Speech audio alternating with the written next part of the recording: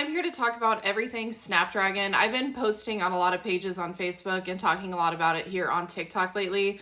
Everything Snapdragon related, and I've gotten a lot of questions about it. I'm going to try to keep this as short as possible. I did take notes to things that I want to touch on, so let's just get into it. To start, I live in Zone 5B, Iowa, and I primarily grow the Potomac and Madam series varieties. This should go without saying, but obviously my experience may be very different than yours, but that's the beauty of growing plants. Things can work out a lot of different ways. To start, I already have my seeds up and going for the 2025 season. I plant in mid-January. Last year was my first year starting any seeds at all, and I started my Snapdragons on the 14th of January. This year was January 11th. If you're thinking to yourself, wow, that is very early, you would be correct, but from all the research that I did and now the experience that I have, that worked out phenomenally for me, as Snapdragons do well with a little bit of cold, so I transplant mine out into the ground at about the first week of April. Our last frost date here in Iowa isn't typically until closer to Mother's Day, when a lot of my other plants go in the ground.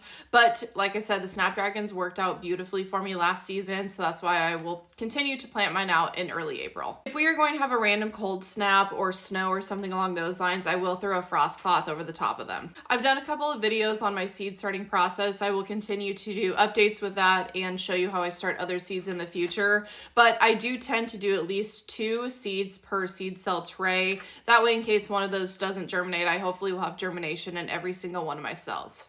Last year, I did pinch my Snapdragons in their seed cell trays. I think it was around the middle to late of March. I will try to overlay some photos here. They were getting gigantic. You could obviously up the size of containers that you're growing your Snapdragons in. I just didn't have the patience to do so. It worked out fine for me, so I will probably continue to do it the same way unless I run into any problems with that. Pinching is not required for all plants, but there are certain plants that benefit from that, in the sense of pinching off those top leaves as they grow. I think it's around the 3rd or 4th set of true leaves is when I pinched mine. That will encourage that plant to branch out from the bottom, giving you more blooms in the long run. That being said, though, you don't have to pinch them. That's just what I decided to do.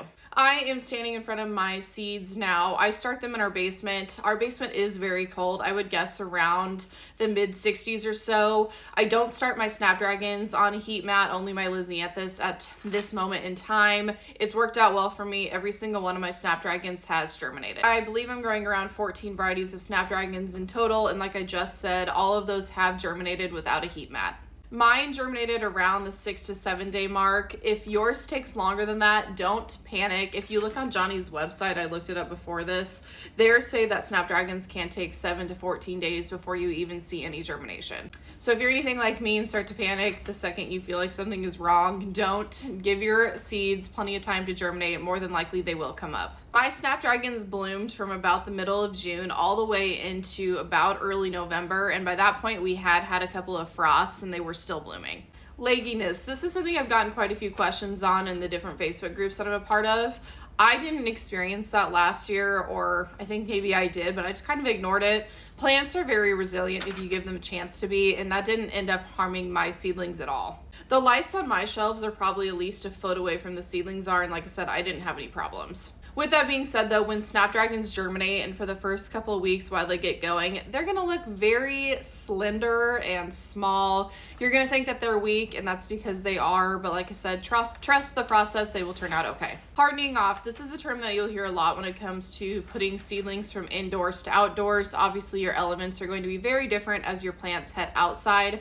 For my Snapdragons, I set them outside for a few hours a day in late March and then brought them inside at night. That way they slowly get used to the outdoor weather before you plant them in the ground. Fertilizing. I don't fertilize any of my seedlings while they're indoors. When I go to plant them outside, and most of the plants that I plant, I do throw Biotone starter fertilizer into the soil. Biotone is amazing. I can't recommend it enough. That really helps your plants focus on their root development, which is what you want. As the season goes on, I will also use Flower Tone a couple times a season. That is a slow release fertilizer which just gives your flowers a boost. I recently did a video on staking, as somebody had a question about that. I'm not going to talk about that in this video, but yes, I do stake my Snapdragons. Knock on wood, I think that is everything that comes to mind. I did recently launch a website offering cut flower courses, so if you're interested in that, the website link is in my bio, so I recommend checking that out if you have other questions about Snapdragons or any other flowers that I grow.